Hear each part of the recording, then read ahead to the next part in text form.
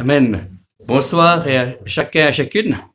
Ça me fait plaisir de vous retrouver pour cette soirée.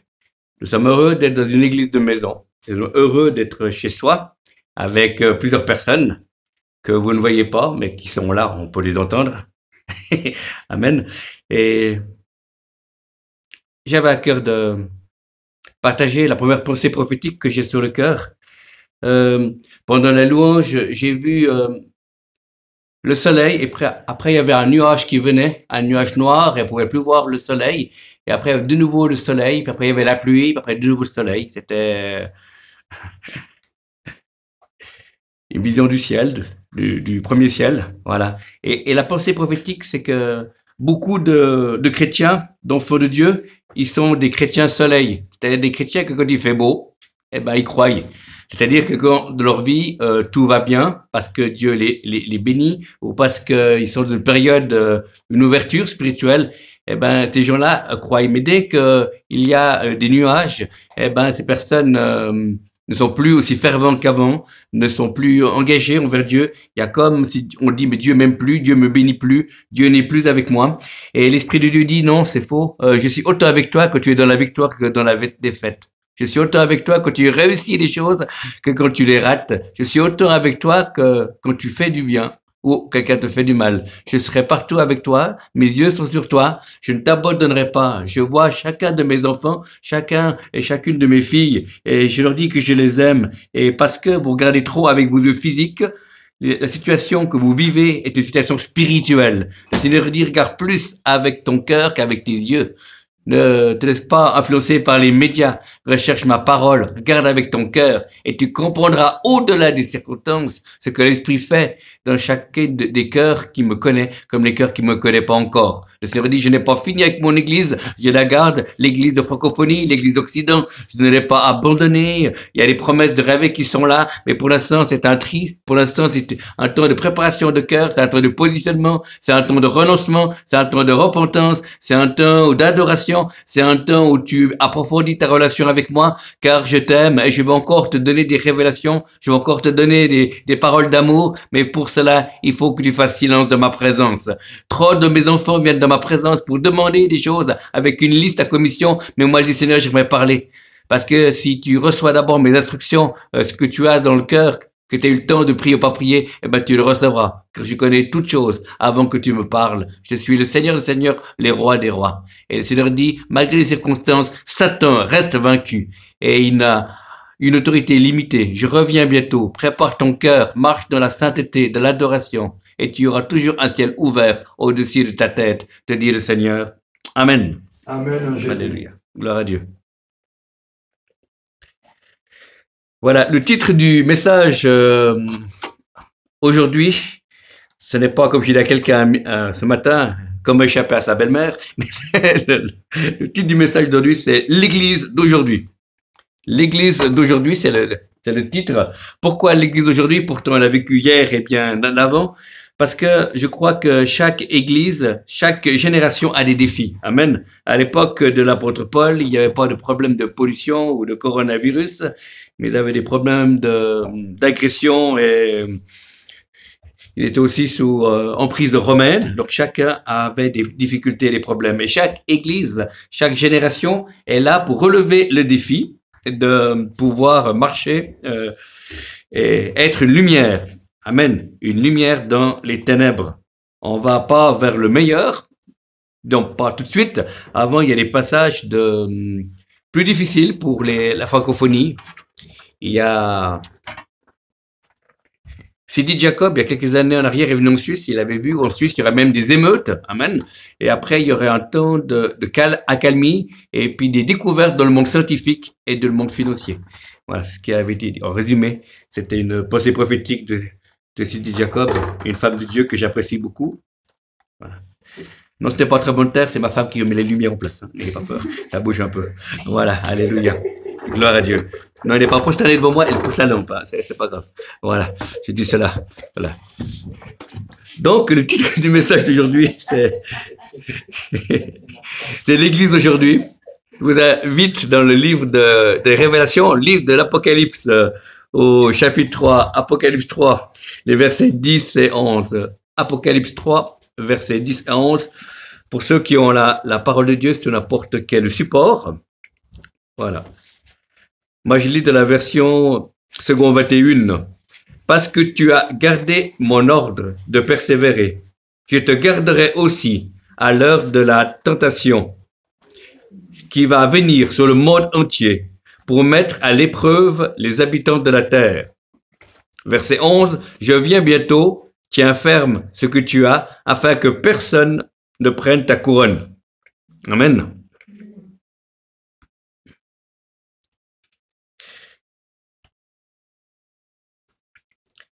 C'est Jésus qui parle, c'est du lettre aux sept églises. Et pour cette église-là, ça correspond à mon avis aussi pour aujourd'hui. La parole est vivante, amen. Elle n'a pas microdata.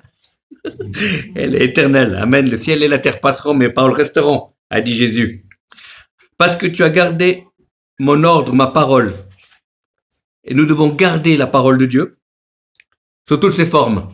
Garder la Bible, amen. Garder les paroles prophétiques que l'on reçoit. Garder la parole. Parce que Dieu répond à sa parole. Amen. La parole et l'esprit, on ne peut pas séparer l'esprit et la parole. Il faut les deux ensemble. Je te garderai, c'est Dieu qui dit, je te garderai aussi à l'heure de la tentation qui va venir sur le monde entier. Amen. Et il y a la tentation, il y a des choses, mais Dieu va nous garder. Ça ne veut pas dire qu'il n'y aura pas de problème, ça ne veut pas dire qu'il n'y aura pas de souffrance, mais ça veut dire qu'à la fin, on ne va pas abandonner la foi. Amen. Et Dieu veut nous garder individuellement et communautairement. Oui, pour ceux qui ne savent pas, en Suisse, l'église évangélique ou les groupes chrétiens qui sont plus de 50 personnes, on doit avoir le pass sanitaire, voilà. Pour tous les gens qui ne sont pas vaccinés, ils sont obligés d'aller voir des plus petites églises ou des groupes de maison. Alléluia. Et concernant cela, il faut partager un témoignage qui est pas trop vieux, qui date à peu près d'une semaine en arrière. Il y a un ami à moi qui connaît un ami de ce pasteur américain qui était aux États-Unis et Dieu a dit j'ai besoin de toi en Israël et il lui a dit mais je suis pas vacciné, ça sert à rien que j'aille à l'aéroport Kennedy pour prendre l'avion puisqu'il t'autorise la vente du billet et seulement des gens qui sont vaccinés. Et Dieu dit va à l'aéroport et comme il avait l'habitude de pouvoir entendre la voix de Dieu, il était à l'aéroport et avec son passeport, avec son argent, avec sa valise et il arrive et il voit une foule pour faire le checklist, pour faire les bagages, tout ça, enregistrement des bagages, il y avait beaucoup de monde et en tout cas 2 heures d'attente. Et il a dit bon, je vais aller juste aux toilettes, me rafraîchir les mains et puis boire un verre d'eau et puis voilà, arranger ma cravate. Alors il prend toutes ses affaires, il va aux toilettes hommes, il rentre, il boit un verre d'eau, il se rince le visage avec de l'eau et puis il dit oh là, quelle longue attente. Et puis Seigneur, je sais pas comment tu vas faire, je suis pas vacciné. Puis normalement on a présenté un pass. Et il réfléchit. Puis après, au bout d'un moment, il ressort, il quitte l'endroit où il est, les toilettes, et il sort des toilettes de l'aéroport Kennedy pour aller rejoindre la file d'attente. Et quand il ouvre la porte, il se retrouve à la sortie des toilettes de Tel Aviv. Donc Dieu l'a fait passer des toilettes américaines aux toilettes cachères à Israël. Donc, voyez, c'est dans le besoin que le Seigneur répond. Amen. Et cet homme de Dieu a passé, voilà, il a passé d'une toilette à l'autre, d'un pays à l'autre, voilà, et avec ses bagages, et voilà, comme Dieu est pas limité. Amen. On a un Dieu de miracles, un Dieu de puissance, un Dieu d'autorité, un Dieu d'amour, un Dieu de paix qui nous aime et qui nous connaît. Amen. Et c'est merveilleux d'entendre des témoignages comme ça, comme quoi Dieu agit toujours avec puissance et amour. Alléluia. Donc, le premier point que nous allons voir, où Freddy nous a, en introduction, un peu exhorté, à avoir une intimité avec Dieu. C'est ça le premier point pour l'Église d'aujourd'hui. C'est que chaque chrétien, vacciné ou pas vacciné, doit approfondir sa relation avec Dieu. C'est-à-dire que j'ai remarqué depuis qu'il y a de temps en temps des semi-confinements, des confinements, en discutant par Zoom, en téléphonant à des gens, il y a beaucoup de chrétiens qui tombent, et des serviteurs de Dieu qui tombent dans le découragement et la dépression, et puis il y a d'autres qui ont un cœur qui sont enflammés, et c'est pas grave, c'est un chat, voilà, un chat qui passe, voilà, c'est le chat de Freddy, hein, voilà, pour pas dire qu'il n'y avait pas un chat à la réunion, voilà. Je disais, il y a des chrétiens qui sont découragés, d'autres qui sont enflammés. Pourquoi? Parce qu'ils ont profité de ce temps de privation de liberté, de restriction, pour pouvoir grandir dans la relation avec Dieu, pouvoir lire plus la Bible, pouvoir prier plus, pouvoir louer le Seigneur.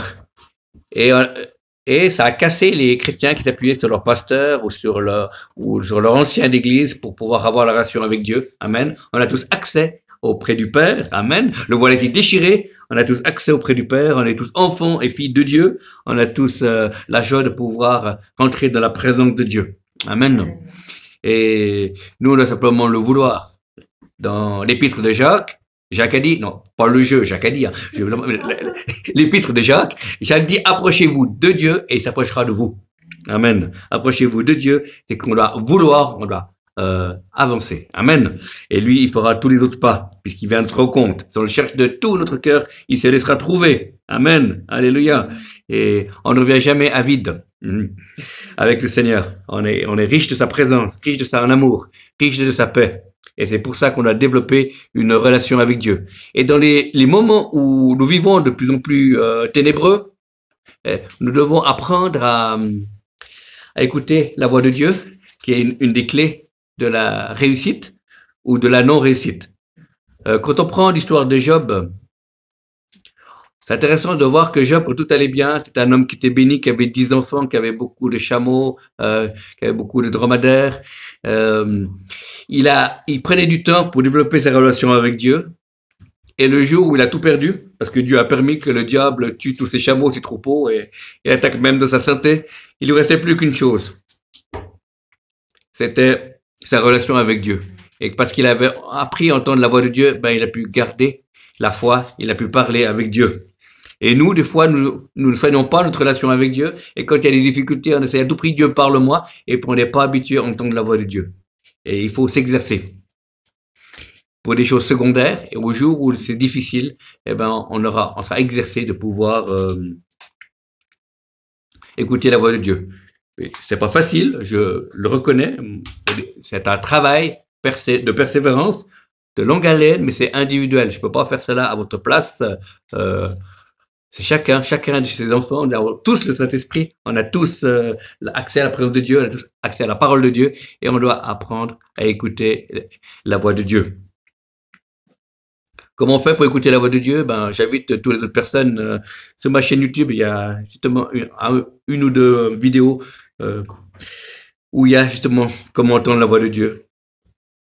Donc, chaque chrétien doit développer son intimité avec Dieu dans les moments face à face, mais également dans la journée, de rester en communion avec Dieu pendant que tu fais la vaisselle, pendant que tu nourris le chat, pendant que tu descends les poubelles, tu es toujours en communion avec Dieu. Amen.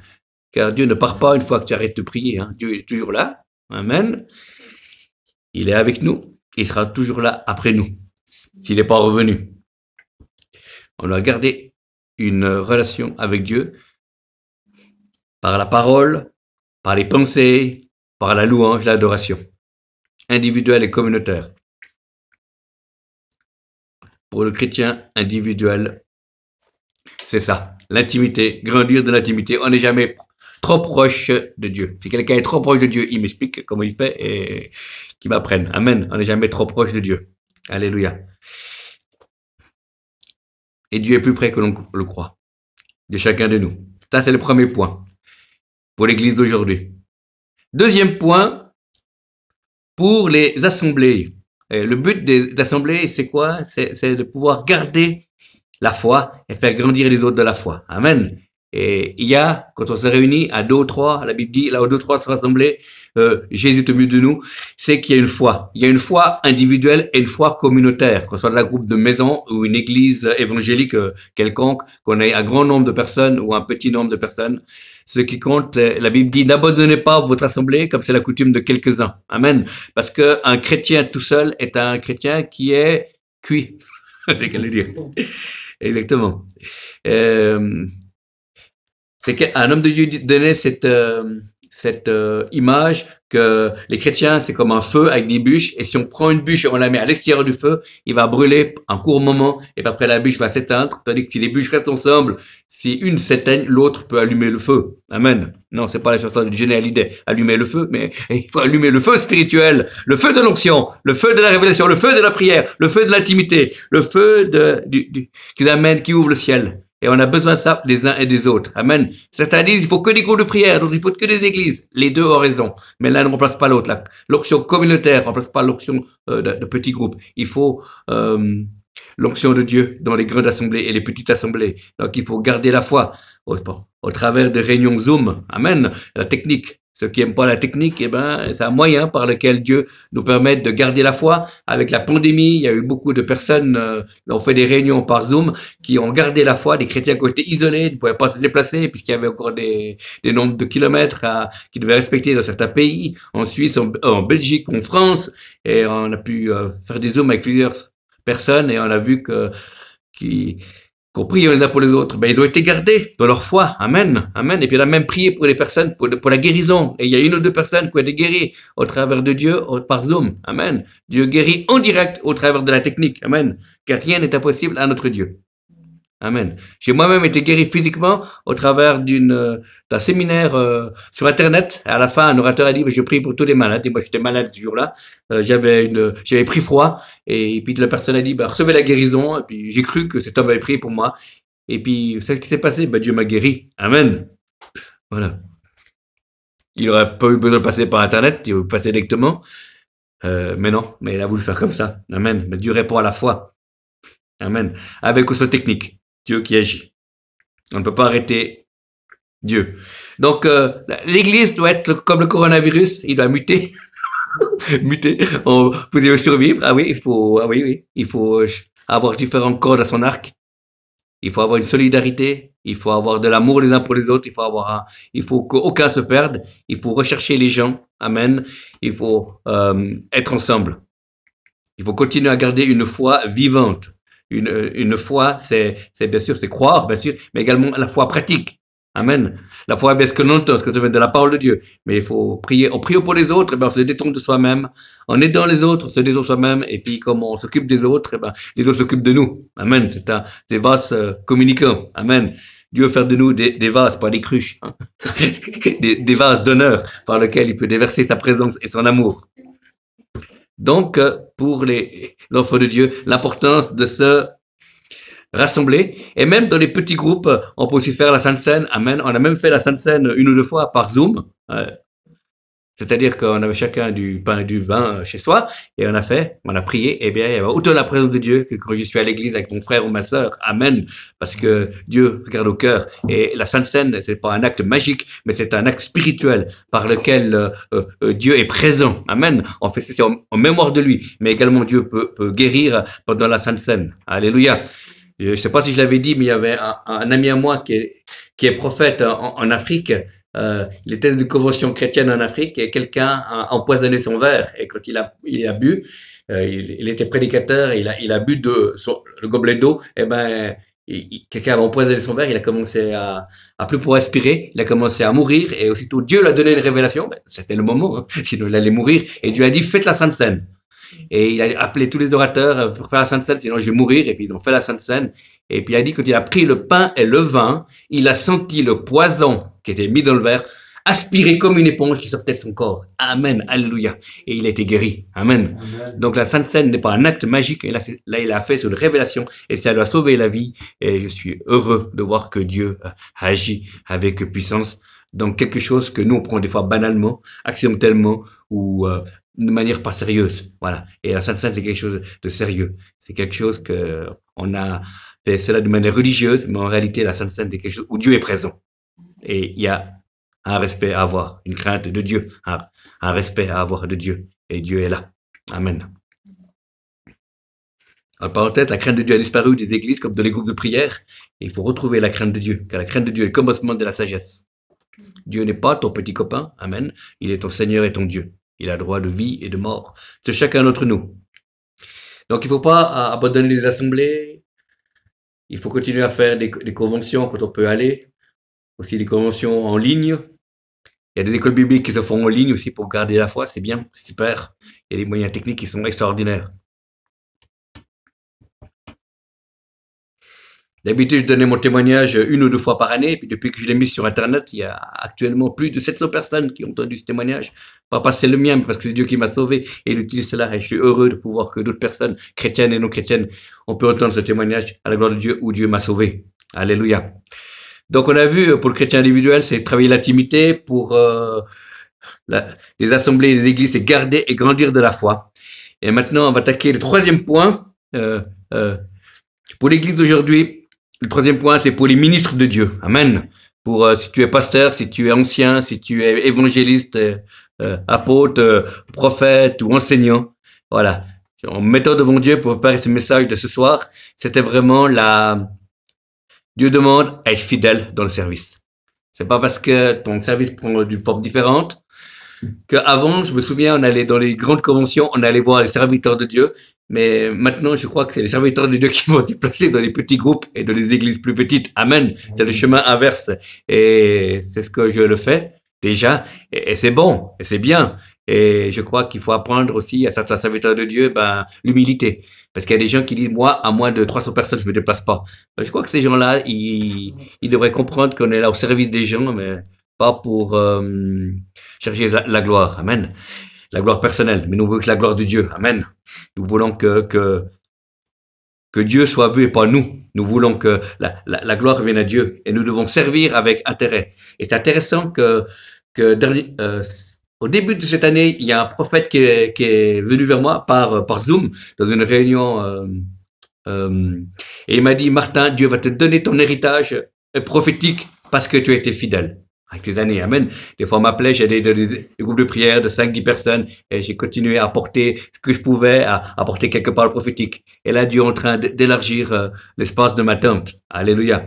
Donc, je veux faire un appel pour tous les serviteurs de Dieu de pouvoir se remettre en question par rapport à l'auditoire. Certains disent, je ne me dépasse pas pour tel et tel, ou bien on demande, on paye les prédications, on donne des prix si il y a même des serviteurs de Dieu, je m'excuse, qui disent, si vous ne donnez pas 300 francs, 500 francs, 1000 francs, je ne viens pas. Et je crois qu'il y a des choses qu'il faut changer. Amen. On est là pour bénir le peuple de Dieu.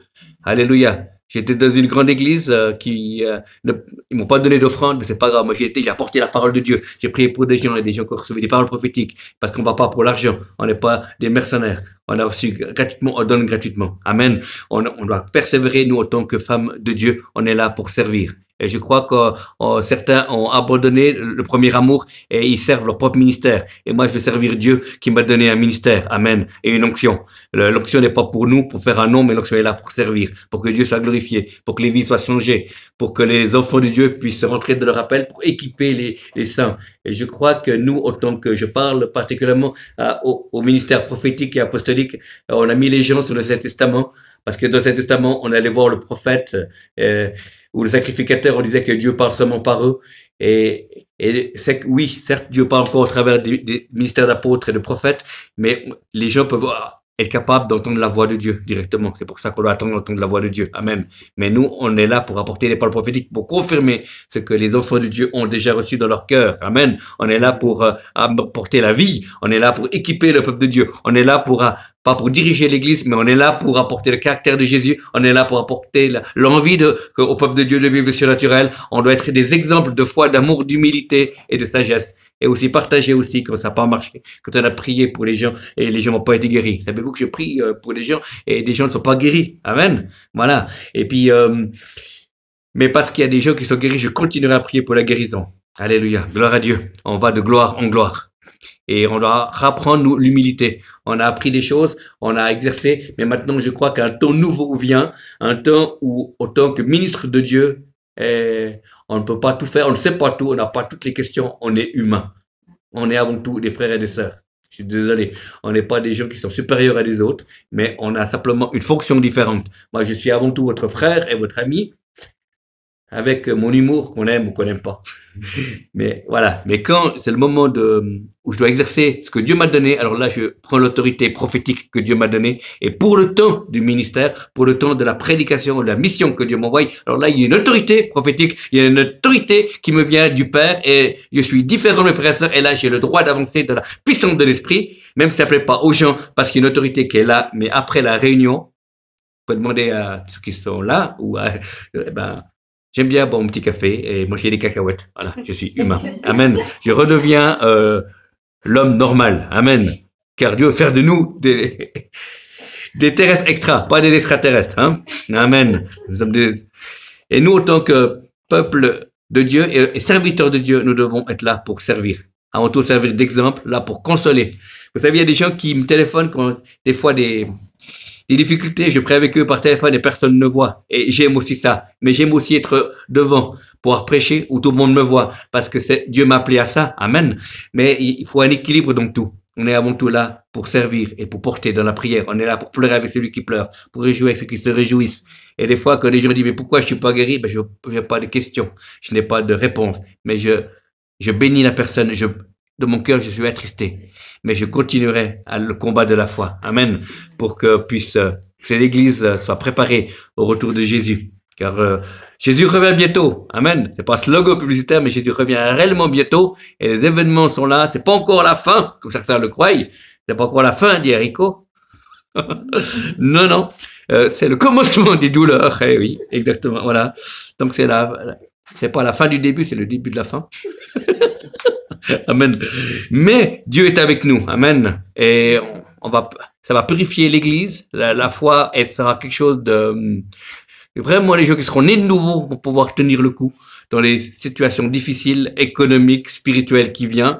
Et je sens vraiment que sur l'Europe, il y a plusieurs personnes ont confirmé cela, un esprit de crainte, de panique, de tristesse. Il y a des gens qui se suicident, il y a des gens, il y a des pourcentages de la jeunesse qui va plus élevé d'aller voir des psychiatres. Voilà, il y a une peur qu'elle a, une crainte, il y a des esprits de crainte qui sont lâchés. Voilà, il y a une peur de l'avenir, il y a une crainte qu'elle a qui est exagérée. Mais c'est comme ça, c'est des mensonges. Et on sait que l'ennemi est un menteur. Mais nous croyons que Jésus est au contrôle. Amen. Jésus est le roi des rois et le Seigneur des seigneurs. Et c'est lui qui